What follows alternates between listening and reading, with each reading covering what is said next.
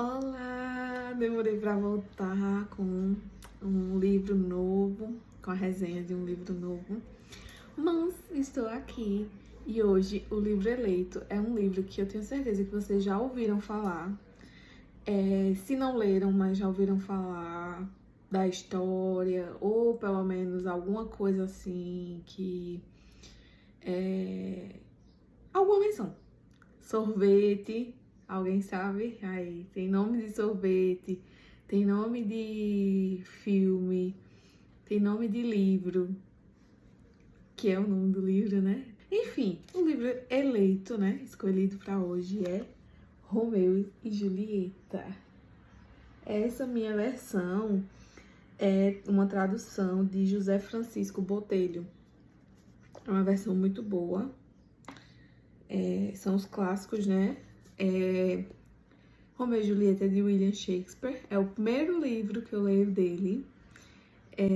Eu confesso que eu tive muita vontade de ler os livros de William Shakespeare, mas eu nunca peguei, assim, eu sempre sei por conta de outras pessoas que leram. E vejo, né, professores que eu sigo no Instagram e tudo falam sobre esses livros. Eu achei uma obra um pouco confusa. Eu acho que é porque não é a linguagem que eu sou muito adaptada a ler, sabe? Então você tem que ter um pouquinho mais de tato pra ler. É uma peça, né? É aquela leiturazinha assim que você tem que prestar atenção, porque são as fases, né? Tem a pessoa falando, depois vem outra. E você tem que se atentar à pontuação. É uma leitura mais densa, mas assim, é muito boa do mesmo jeito. E, como eu acho que muita gente sabe, não é só amores, porque muita gente diz que a história é a maior história de amor de todos os tempos. É uma história muito bonita de amor, mas assim, é uma história trágica de amor, né? É uma história triste, mas é uma história de amor, porém triste. Uma tragédia. Uma peça de tragédia. E aí, ela foi escrita por Shakespeare, mas dizem que existia uma história já criada por outra pessoa e que Shakespeare só fez ajustes nessa peça. E aí surgiu esse livro aqui. Esse não, né, propriamente, mas o livro de Shakespeare. Que foi uma recriação de uma peça de outra pessoa, que ele não gostou, e aí ele deu uma mexidinha ali e deu essa melhorada. Mas não é exatamente dele. E as histórias dizem que isso se passa no finalzinho do século XVI, mas aí umas pessoas falam que foi tal ano, outras falam que foi tal ano, só se sabe que foi no finalzinho do século XVI. E aí, desse livro aqui, a gente pode tirar várias lições. São várias, eu vou falando aqui aos poucos, assim, algumas coisas que eu percebi, né? Minha visão. Mas aí, vamos lá, no início, né? Romeu, ele tava, logo no início, né, do livro aqui, fala que ele tava perdido de amores por Rosalina, que ele conheceu essa menina e ele tava louco, apaixonado. Tava assim, doidinho por ela. E aí os amigos dele ficam dizendo, não, porque tu não conhecesse ninguém, e aí, por isso que você gosta dela, não sei o que lá. Até que surge uma festa. E os amigos dele ficam, vamos lá naquela festa, que aí tu vai ver que vai ter outras mulheres, não sei o que. E só que era uma festa que era de pessoas rivais. E até um amigo de Romeu, Benvolio, fala: é que tu a vistes só e sem rival. Sou pesada de forma desleal, como se ela não tivesse ninguém que quisesse ela, que não tivesse rival. Por isso que ele gostava dela, assim, não tinha nada que tivesse, assim, que disputar por ela, né? Na balança do amor pusestes, eu acho, o mesmo peso sobre ambos os pratos. A competir assim consigo mesma parece insuperável em beleza.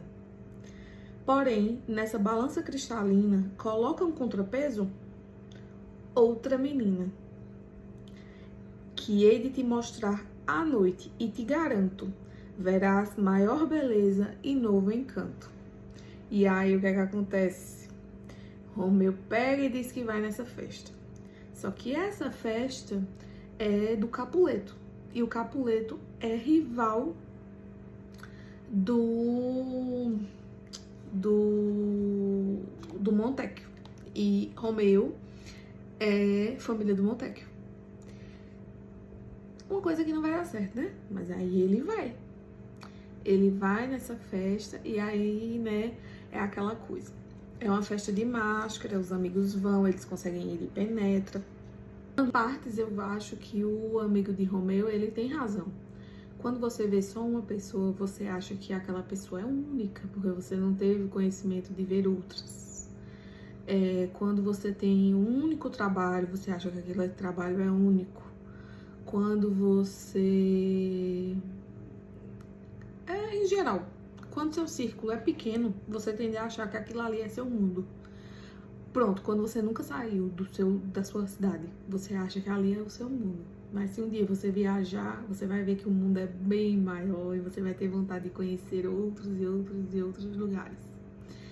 Em partes eu vejo razão nisso.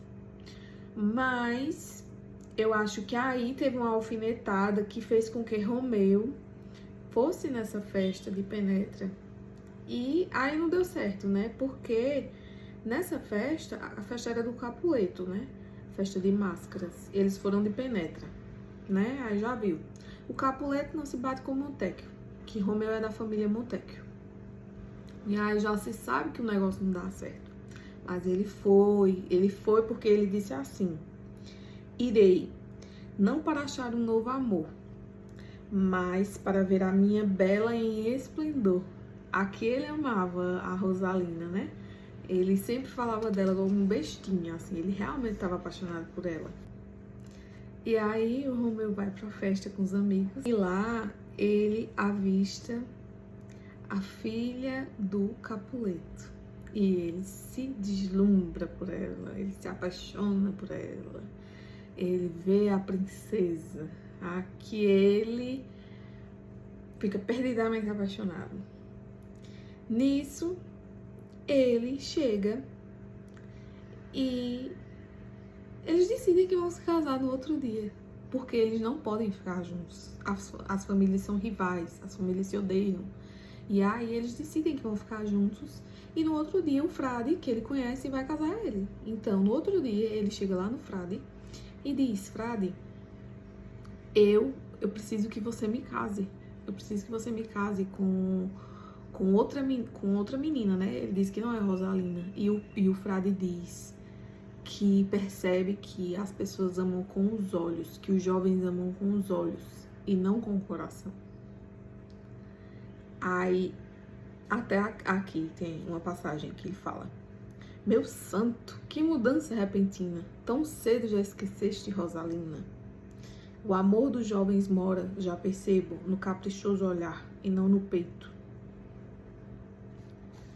Anota este provérbio de importância: damas, temei dos homens a inconstância. Ou seja, não serve só para o homem, né? Para as mulheres temerem os homens, mas hoje em dia, e sempre, na verdade, é os dois lados. Temei pessoas que são inconstantes, que hoje querem uma coisa, amanhã já não querem mais, e hoje tem um plano de fazer uma coisa, amanhã não querem mais, amanhã quer trabalhar numa coisa, daqui a uma semana quer trabalhar em outra, amanhã quer casar, depois de amanhã não quer casar, amanhã quer ter filho, depois de amanhã não quer ter filho. Então, pessoas inconstantes não são boas. E aí o frade diz isso: anota este provérbio de importância: damas, temei dos homens a inconstância. O frade, ele, apesar de achar uma coisa muito repentina, né? Porque ontem ele tava amando Rosalina. Só foi pra festa, ontem não. Antes da festa ele amava Rosalina. Ele foi pra festa dizendo que ia provar pro amigo que ia exultar o amor que ele sentia, a beleza que ele sentia por Rosalina. Quando chegou na festa, dormiu, chegou no frade dizendo que queria casar com outra. Mas aí o frade diz assim que vai fazer isso porque o objetivo dele querer casar com Julieta, né, pode ajudar a extinguir uma rixa familiar, que é a briga do Capuleto com os Montecchios. E aí o frade diz que vai fazer. Aí Romeu fala: meu coração dispara, vem depressa. Já o frade diz: calma não dá, não chega quem tropeça. Né? Às vezes a gente tem tanta pressa de fazer alguma coisa e a nossa pressa estraga tudo, né? Estraga tudo.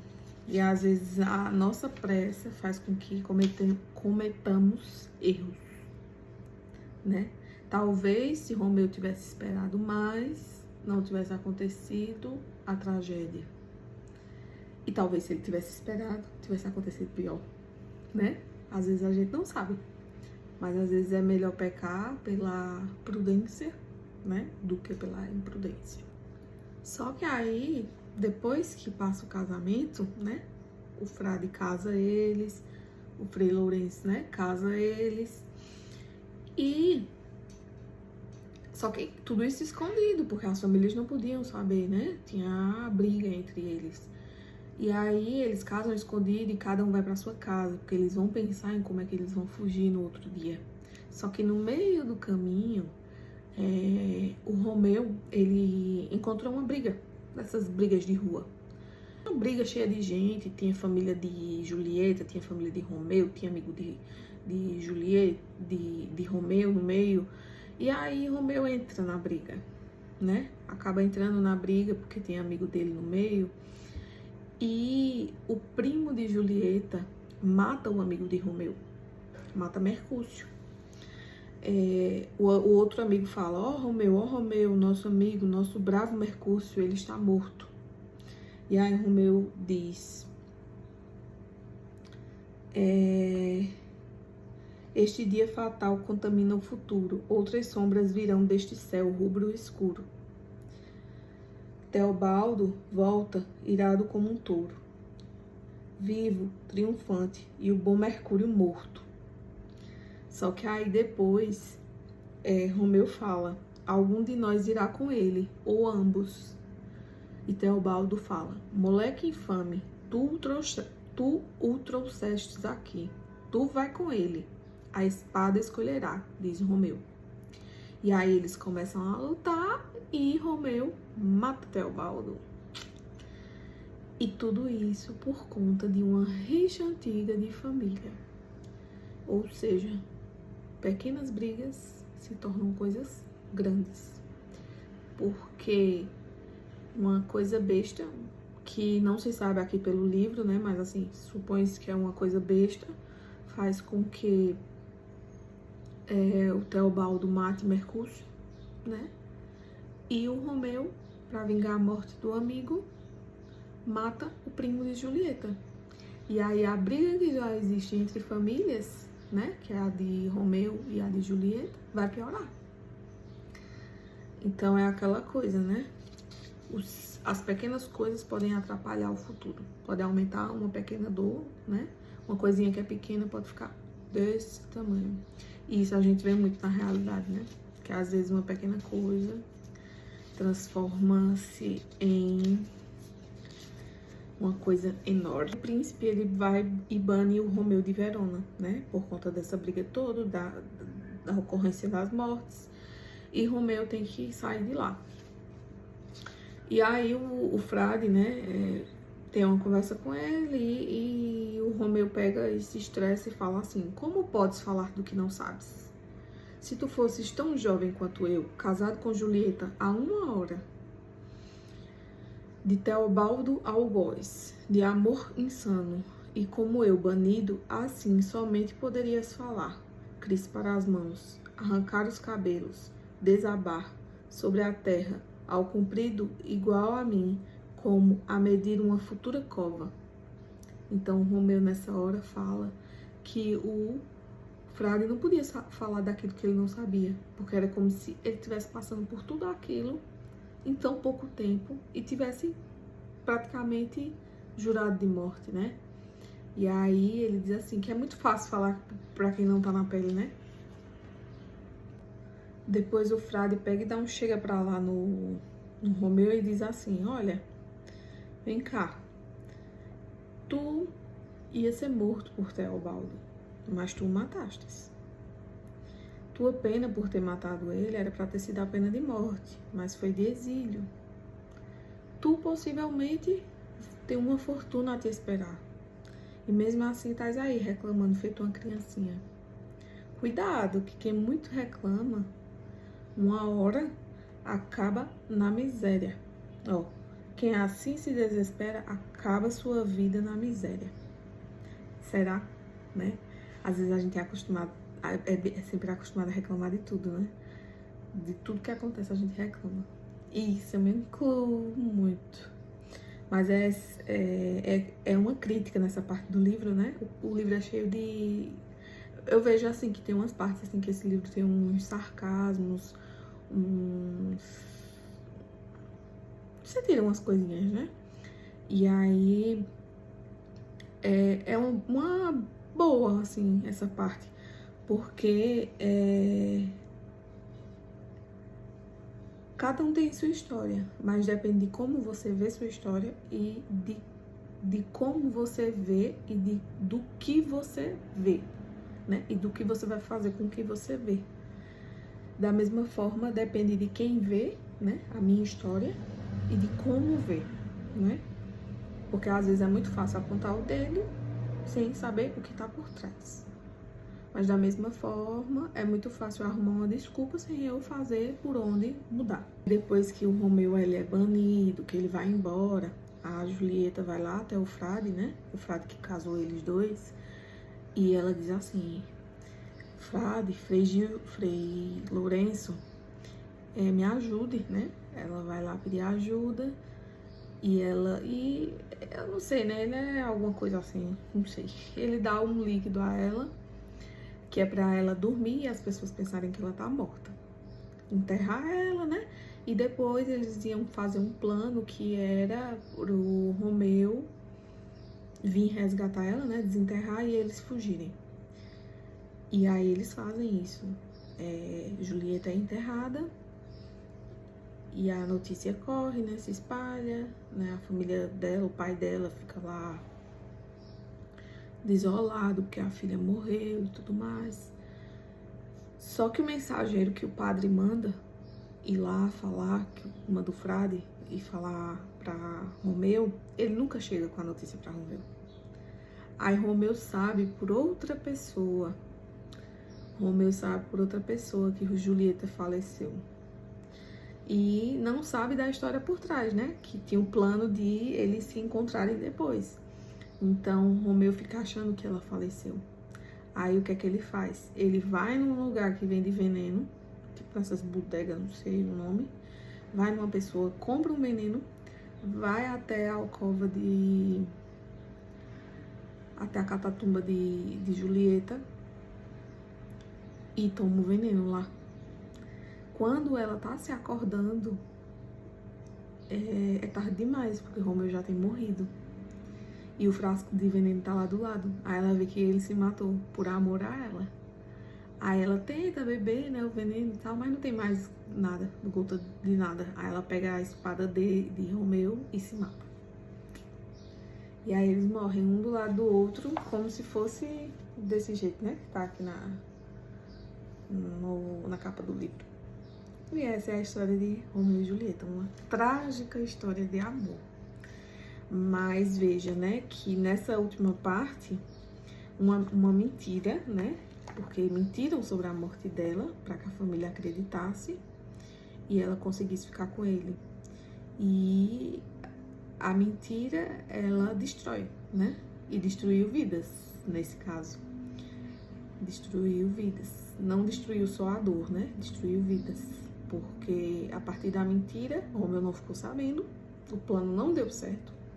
Ele se matou, ela se matou e outras pessoas se mataram, né? E é isso. Espero que vocês tenham gostado. É um livro muito bom. Eu fiquei muito feliz de ter conseguido ler esse livro. Assim, no início é difícil e assim, pelo menos nessa edição aqui, O livro só vem começar mesmo, ó, na página 65.